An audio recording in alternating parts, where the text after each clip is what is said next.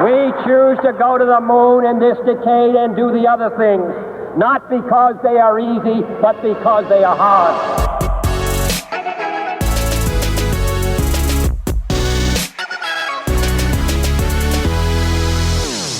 You're listening to Founder Stories with Anouk and Barak. Brought to you by F2 Capital in partnership with IDC International Radio and No Camels. The first thing that we look at is the team. And so it's the people. It's not even their specific expertise in the field. It's whether they're just phenomenal. Whether they're the bunch of people that I want to now work for 7 to 10 years. Whether these are people that I can trust with everything. These are the kind of people that I believe that when it's going to get tough, they're going to only get better. That if they need to work harder, I don't need to tell them that. That when they need to drop everything they did up till this point and embrace something new and wake up in the morning and be completely convinced that that's the right direction. Hi, and welcome to Founder Stories. Today on the show, our guest is Gigi Levy, who followed his razor-sharp instincts, honed as an Apache helicopter fighter pilot, to lead public companies and become one of Israel's most respected investors and advocates for diversity in the workforce. Gigi, great to have you with us. Great being here. I want to take a step back. You're a great business leader, and I think about where I started my business career. It was probably about 10 years old on a street corner in Youngstown, Ohio, selling baseball cards. I'm wondering where you got started. Was there a Gigi Levy lemonade stand? Well, clearly you can't sell baseball cards in Israel. That Right. wouldn't be a great business. And there wasn't a lemonade stand, but I think have been working ever since I was probably around 10, delivering newspapers and flowers. And then for many years, I was a tennis instructor. So I used to be a decent tennis player, competing for a few years. And then I hurt my knee, and so I turned to be an instructor, and that was a great source of income as a kid. And then, the military, like everybody here. So I don't really remember any period in which I was not working. So, but nothing too innovative at that age. I was actually collecting the cash, going home and washing the dollar bills and then blow drying them crisp. My sister never lets me forget. Was money a priority for you back then? I came from a family that was not very well off, although we were never missing anything that was important for my parents. Everything that had to do with education or everything that had to do with extracurricular activity like that, there was always money.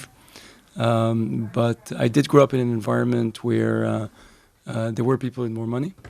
And so while it wasn't really the main driver, it was always in the back of my mind. I remember as a kid having one of those discussions, how much money do you want? Right? How much money do you want to feel rich? And one of my friends keeps reminding me that at the age of kind of 14, I defined it very simply. I said, people will not understand it today because of things like Spotify, but I said, I want to be able to buy every music disc I want. I want to be able to go to any movie I want or buy the DVD. I want to buy every book that I want to read. I want to be able to go once a week to any restaurants I ever want to go to without having to think twice about it. And I want to go twice a year on vacation to the most amazing places in the world. If I have that, I feel incredibly rich. So now, now it's like it's $10 for Spotify, another $10 for Kindle Unlimited, Netflix subscription. Food still costs and traveling still does, but that was always my definition. So it was never about the money. It was about the things that money can enable from that perspective. And I think that's still the case. It's funny because I remember a long time ago when Barak went away with you, you were both working at 888 and you went to Ukraine, and we were talking about, what's really rich today, like in today's terms. And you said something like, if you have $20 million, you're rich. Did I say that? Yeah. I think. I don't know if it was liquid or illiquid. I assume, because I never talk about money, I assume that you asked a very specific question, and so I had to give you a quantifiable answer. But I try to never think about it like this, and I also think that. So I've got many friends that over the years, people that made billions and people that don't have almost any. And I think that without sounding too cliche, I think that you're as rich as you believe you are, up to above a certain threshold, of course, that you can buy your kids what they need and you can get the healthcare that you need and so on. But the reality is that I know people that have $20 million that feel incredibly poor because they hang around with people that their jet expense a year is that. And I know people that have 5 million and feel incredibly wealthy because it's more than they ever thought they were going to have, and they live a great life. And so I don't put a specific number on that, and I don't think that anybody should. You seem to be one of those people who can accomplish 10 times what someone else can in the same amount of time. Where do you think that comes from? Is it genes? Is it your environment? Is it your ambition? Is it a certain type of work ethic? Or are you just actually part robot? So the question about being part robot did come up a few times from people, not from my wife, but almost close to that. I think that I do quite a bit of things in different fields, and a lot of it is just my, I call it, when people ask me why, I define it as greed, but not greed for money, but greed for excitement and greed for doing. When I see, so last year, for example, I have a fund and I'm an investor, but last year I had this idea for a company that I thought should exist. And it killed me that I couldn't find anybody doing it, and it was a good idea, and I couldn't find anybody that was doing this idea. And so I said, let's find a team that's going to do it. Couldn't find a team that's going to do it. And then eventually I called my partners and said, guys, do you remember that when we set up the fund, I said that if I stumble across such an idea, I may end up just being the CEO and doing it? And they said, yeah, but you're kidding. I said, well, I'm going to do it now. And so... and what came out of that startup? So I was very, very lucky because I got an amazing team of people to work with me on this startup. It's called Tectonic.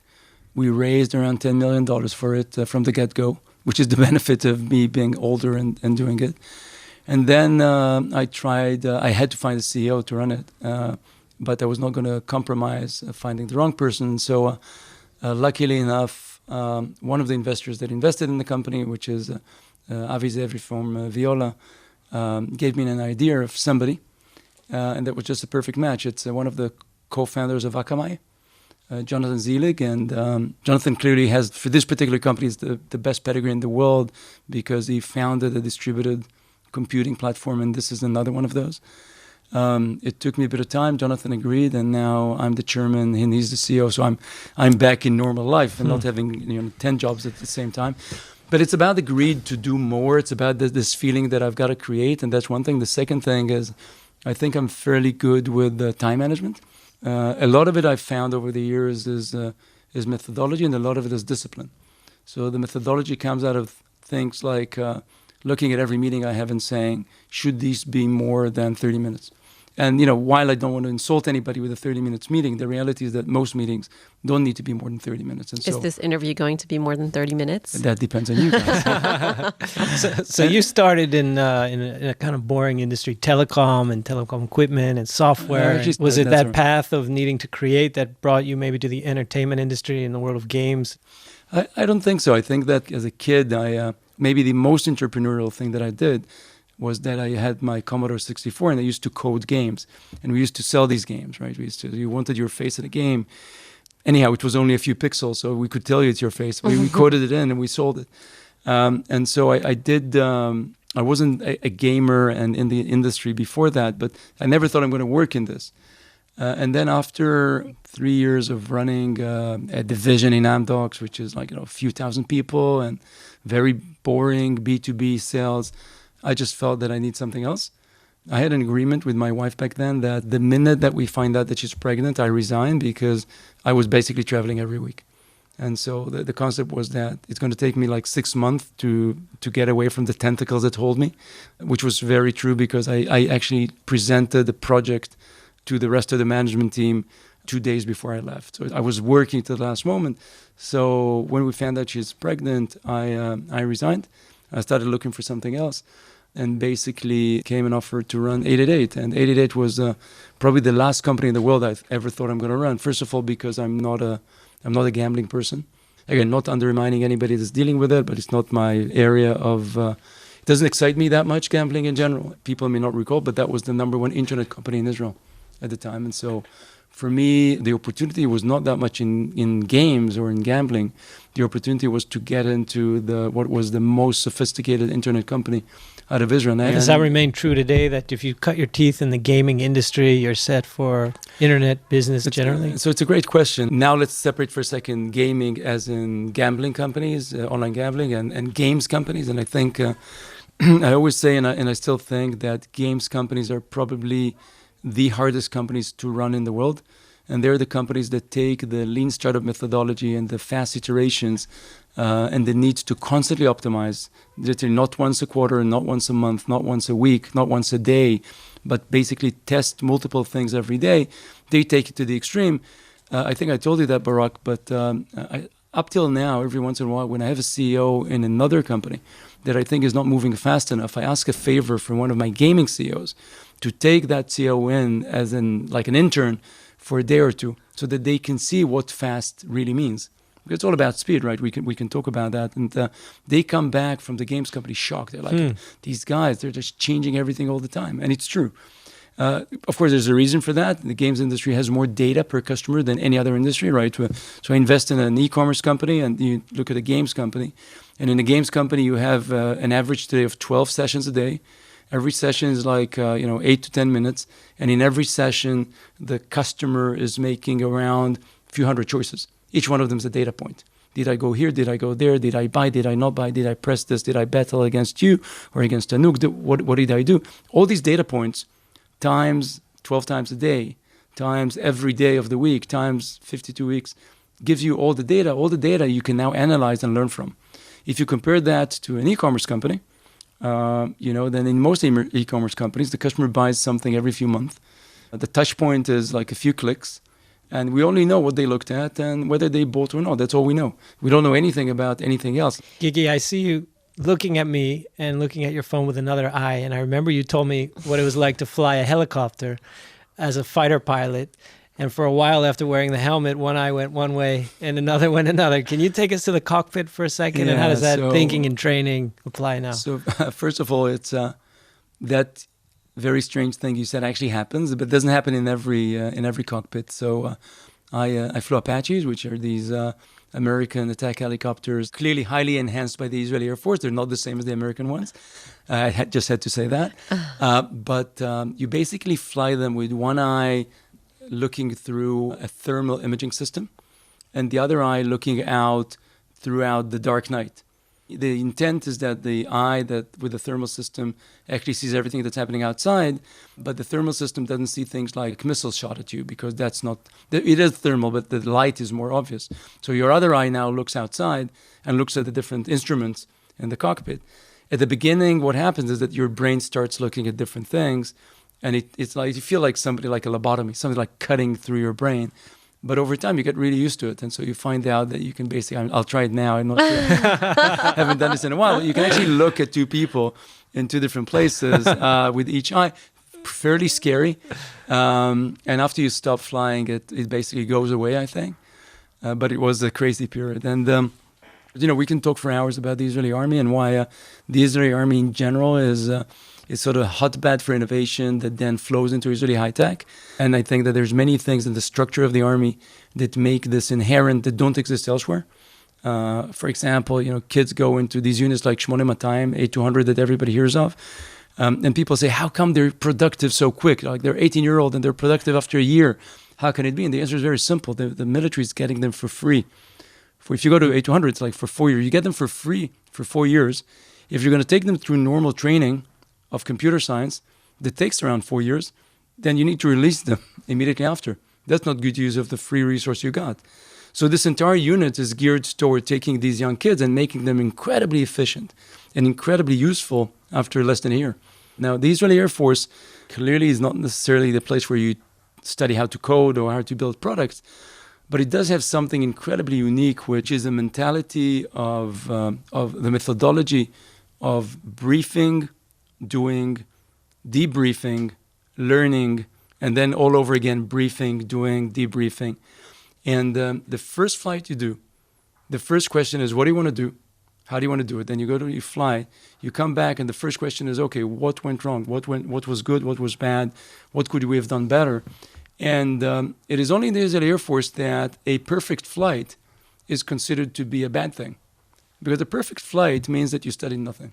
If you say that it was perfect, first of all, none of us is ever perfect. But second thing, if you waste the taxpayers' money by flying an hour in which you didn't really learn anything, then that's a bad thing. And so you find yourself before a briefing, when everything went well, really sitting down with your team and saying, guys, what could we have done better? So we were on time on this, but maybe we could have, we could have made it more perfect. Maybe there was a thing on the way that almost got us distracted that we could have done better. And so this is a mentality that I think I took from the Air Force for myself, and then many entrepreneurs that I know that are Air Force pilots as well, which is this very open view of everything you do. Speaking of mistakes, there's something called fuck-up nights in Israel where people just come together and talk about their worst fuck-ups. What would you say was your worst business fuck-up? I don't think we have time for all of them. I think I made fuck-ups on literally every business I ran or founded. And what I like to think, and this is what I tell my the founders that I invest in when they come back to me with really depressed about mistakes, I tell them it's not about not making the mistake the first time. It's about not making the mistake the second time, because everybody makes mistakes. And it's the same thing with educating your kids. Even if I end up brain dumping everything I know on my kids, there's going to be new mistakes that they're going to make. There's actually there's a mathematical theorem, which is my favorite one. It's called the Gödel theorem, a German mathematician. And what he basically proved is that doesn't matter how perfect a system, a mathematical system you're going to build, there's always going to be at least one exception. And then if you create a special rule to cater for that exception, you just created another exception. And so I think that there's going to be mistakes everywhere. I think that early on in my career, I made, if I need to characterize it, I made lots of arrogance mistake.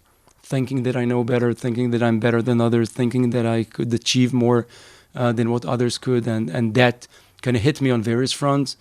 Later on, I made lots of mistakes in hiring. I think that I try now to avoid some really core principles like, for example, hiring for skills rather than for attitude. Right? I think that as a younger manager, it was very easy for me to look at somebody and say, "Wow, look at his CV." Or her CV, it looks so good. Everything that I had on my list is here. Okay, great. We hire them. Even if their attitude is not great, even if their DNA is not great, we'll get around that. And the reality is that you can teach skills, but you can almost never change attitude. So I made mistakes like that. I made mistakes in creating a team of individuals rather than a holistic team. So, you get a bunch of alpha leaders and they're together in the room, but they all want to do the same thing. What about hiring for principal? You actually hired quite a lot of women when you were CEO of 888, which is something that now more companies are doing on principle. Of course, a lot are still not doing. Is that something that you believe in?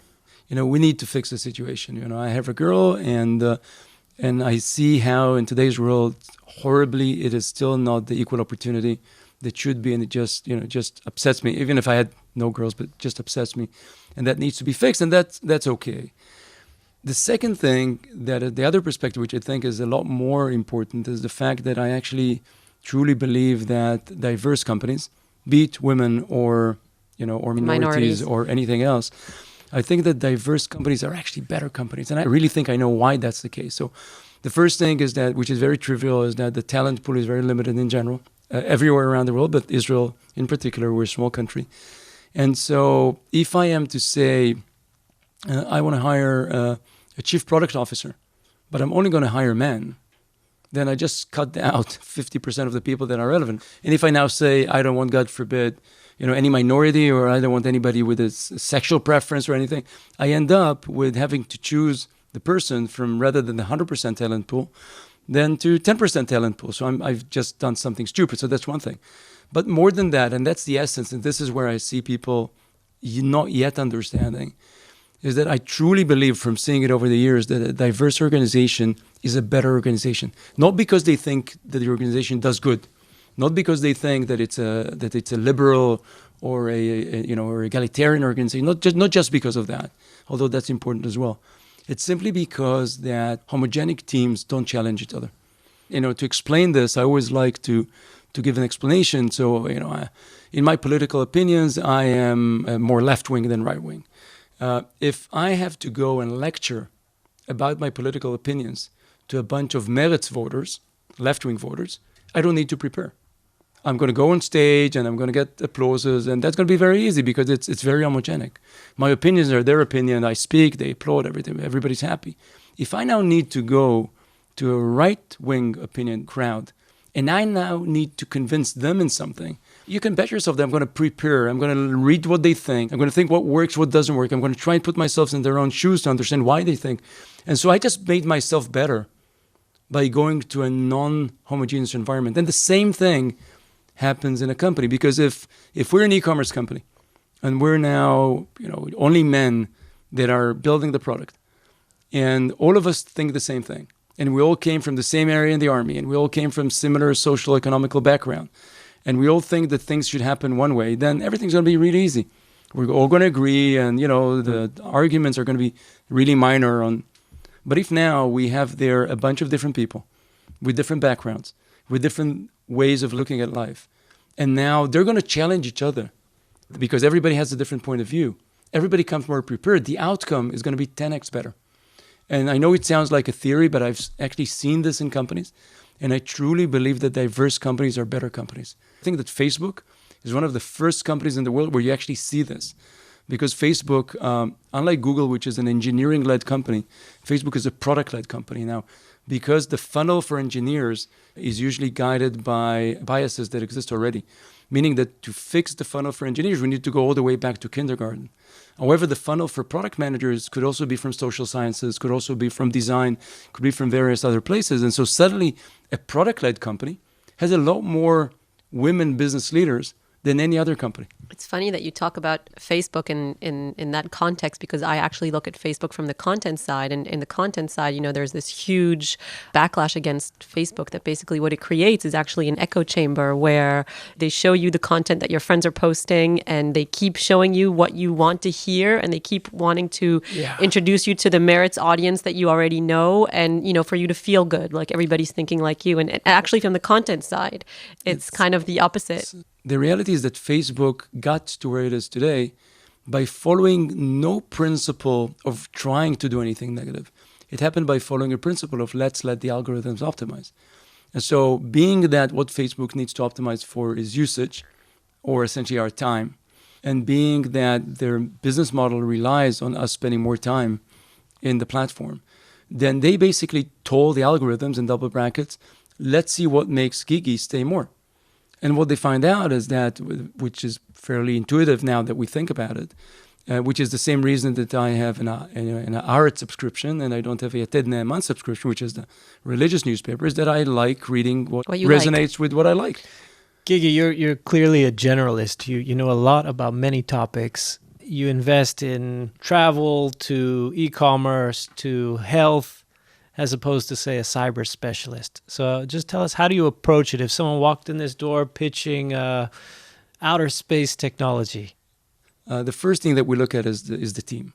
And so it's the people. It's not even their specific expertise in the field. It's whether they're just phenomenal, whether they're the bunch of people that I want to now work for 7 to 10 years, whether these are people that I can trust with everything.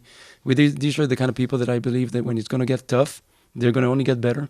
That if they need to work harder, I don't need to tell them that. That when they need to drop everything they did at this up till this point and embrace something new and wake up in the morning and be completely convinced that that's the right direction, these are the kind of people. And the second thing is that I have a preconditioning to what fields I like and don't like. And I think that in a way you can look at them, and part of those that I like are those that I really understand, like games or internet, marketplaces, networks, and so on, and also SaaS potentially. Part of it is that I'm attracted to things that I believe could be huge, but I don't understand anything, and I'm attracted because I want to learn, and that would include blockchain a few years ago that when I just got into it, or synthetic biology a few years ago when I didn't understand anything in it. In the second stage, I test them on the core understanding that I can still have. And then at this point, if I believe that I want to proceed, I would get in experts that would help me really understand whether the biology or the science works. And that worked for me so far. The beauty of it, of course, is that every such process, I end up being slightly smarter on the field and in field. And so after doing this now as a hobby, investing for probably 15 years, and as a real job from 2011, so what is it now, 8 years, by now I've become much smarter in many fields. And so... How many companies have you backed by now?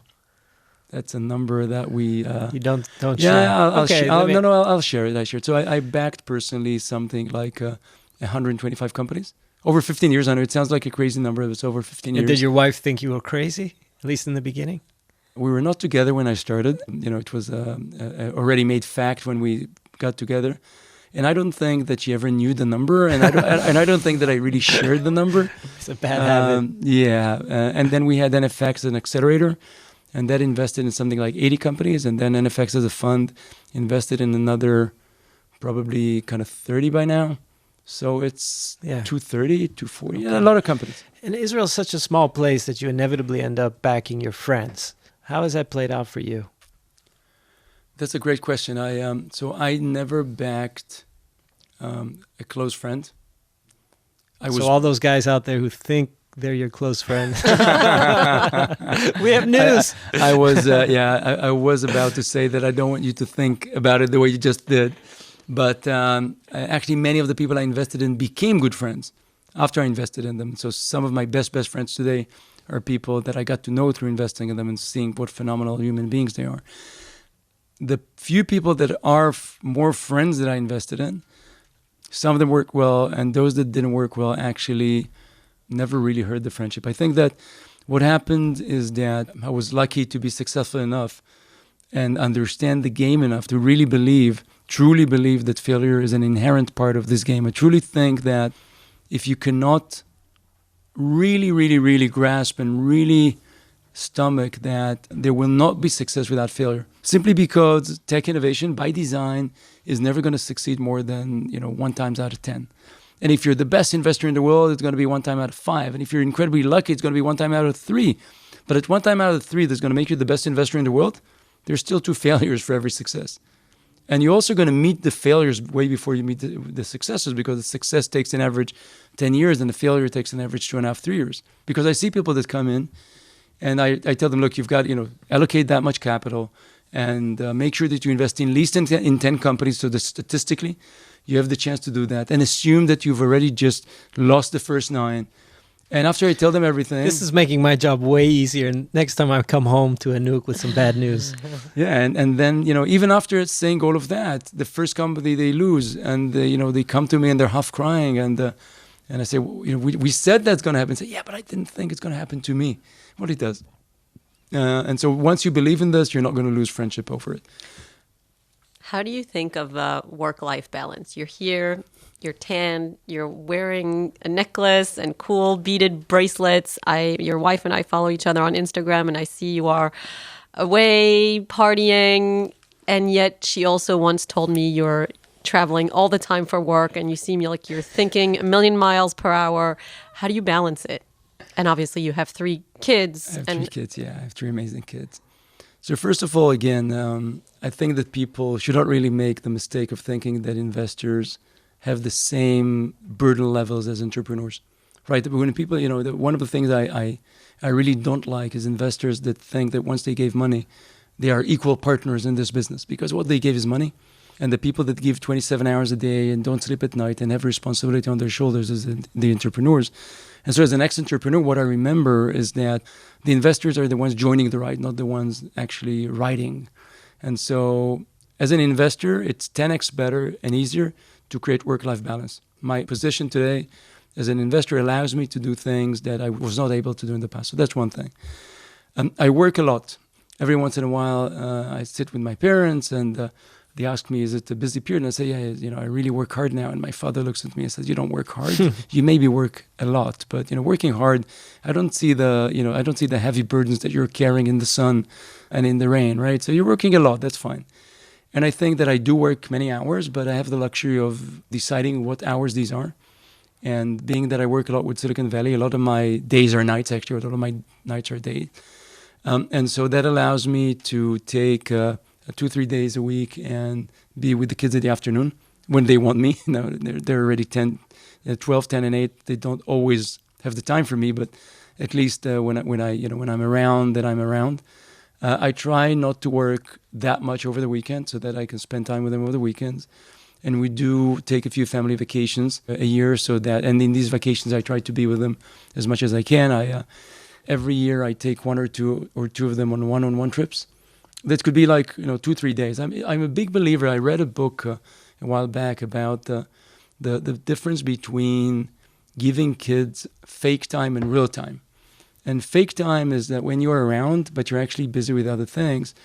And real time is when you're with them, but you're 100% with them. And what this basically said, it said that in trying to measure the impact, then the ratio between fake time and real time is probably 1 to 10 when you look at the actual efficiency, which means that if you spend half an hour with your kid real time, meaning you don't do anything else, you're focused on the kid, all you do is be with the kid, no phone, no internet, nothing, that is probably worth like 5 hours of fake time. And then on top of it, I also make sure that, I'm a big fan of work hard, play harder. And, I'm lucky enough to have a wife, a companion on my road, a great friend who basically also has a career, working in a startup, running business development and building real estate and doing a bunch of things and sitting on the board of Batsheva. And she's as busy as I am. But she's the one that keeps reminding us that we also need to take time off also together. And so, we would go a few times a year for a weekend, just the two of us, or with friends. We would go out probably twice a week, every week. And, even at the toughest times, we'd try to insist on doing that, parties and friends and everything. So it gives me the energy. It gives me the energy to keep pushing on every other front. Gigi, if I were on a game show and I was stuck on a question and they gave me one lifeline, call one person, you'd be the guy. And I remember when my dad was sick and I needed a private jet to fly him from Ohio to Tel Aviv, I indeed called you, and you had the number within 30 minutes. The number, name of the service of a guy who would take care of us. Who's your go-to guy? I don't think I have one go-to guy. I think I have a bunch of go-to guys in different fields. So, if I need something incredibly luxurious in Europe, I've got a friend who's really, really, really good at that. If I need to know which party to go to, I've got a guy for that. I don't have one go-to guy. What's the top 3 things on your bucket list? Wow. First of all, I don't have a bucket list. Whenever I have something that I really want to do, then I try to do it. And I try to do it sooner rather than later. It's not that I've done everything, not even close to that, but I really don't have anything that I yearn to do that I just don't say, I'm going to do it. Next year, I'm going to climb the Kilimanjaro with my daughter. That's something that I always wanted to do, and she fell in love with the concept, so we're doing this next year. It sounds like planet Earth might just be a little too small for you. I was invited by somebody to join on a Virgin Galactic flight. And I haven't yet decided what I'm going to do. I always wanted to be an astronaut. That's how I got eventually to be a pilot. But I'm just not sure about Virgin Galactic at this point. They have a queue, and I think it was in a too early spot in the queue for me to feel confident. This is a true story. Before this interview, I told Anouk, I got to ask him about Virgin Galactic. I got a feeling, because it's on my bucket list, and here you go. Yeah, I think that before, still in our time, space travel at this level is going to be something that almost everybody can do. Remember, it's not really going out to space. It's going only to the edge of the atmosphere. And it's fun and everything. And I always wanted to do it, and I will do it. I'll just wait for it to be a little bit safer and more commercial. You're on the board of an Israeli-Palestinian organization called MEET, and formerly on also part of an organization called Latet. Tell us about them, and why are you drawn to them? I was on the board of Latet, which is this amazing organization that had a very tough time recruiting me at the beginning, because I'm this big, let's give them, let's teach them how to fish rather than give them fish to eat. And then the guy that founded the organization was an amazing Israeli-French guy called Gilles Darmon. He took me on a tour and showed me the level of poverty. And he said, I agree with you in general, but you've got to agree with me that you can't teach anybody how to fish if they don't have any food to eat. And so I joined that, and I was part of that for a few years. And then as I decided that I need to switch, because I think that after a few years in everything, like in a job, I needed to find a new cause. I did a process that I did in the past with a bunch of my companies, which is let's kind of strategize. And I'm sorry again for making it sound a bit kind of anal and robotic. Robotic. But I asked myself, where do I think I can make the biggest impact? And so it kind of figured to me that almost everything I want to change in Israel, or in the world, but let's start with Israel, I can basically start changing by focusing on education. And so I started looking at a bunch of organizations, and one of them, which is one of the organizations I'm most involved in, is an organization called MEET, Middle Eastern Entrepreneurs of Tomorrow. It's been around for 14 years. Every year we take 120 kids, half Palestinian, half Israelis, half boys, half girls, and we give them a 3-year program of computer science, entrepreneurship, and something called Deeper Understanding, which is our curriculum for understanding the narrative of the other side. We take them at 14. It's like one full summer boarding school, a day a week for the entire year, another summer, another week, another summer, at the end of which there's an alumni program. We have close to 1,000 alumni today. We have 30 under 30. We have people, kids, and not kids anymore, but in government, in business. And one at NFX. And one in NFX, exactly. So my associate in NFX is a phenomenal younger than me for sure, but young individual called Shaima Sharif. She's a MEET graduate. I got to know her through MEET. She's from East Jerusalem, graduated with distinction from her undergrad and master's in the Technion, was a hotshot in BCG for a few years. And when I thought about who I want to get into NFX to be somebody I'm going to work with every day, I couldn't think about anybody better than that. Clearly not that many women in our industry, sadly, in venture capital. Definitely no Palestinians. So we now have Palestinian women in NFX. I'm incredibly proud of that.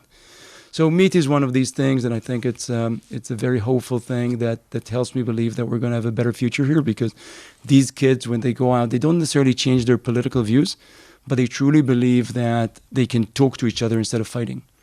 And, a few years ago at the Gaza war, we had an amazing occurrence where kids were writing things on Facebook, and they were all Facebook friends, and the Israelis were writing how horrible are the Palestinians were writing how bad Israel is, and one of the kids, actually a Palestinian, wrote to everybody, "This is not the MEET way. I suggest that we meet in person and talk about it." And so there were like 30 kids that met, and they were crying and shouting and speaking.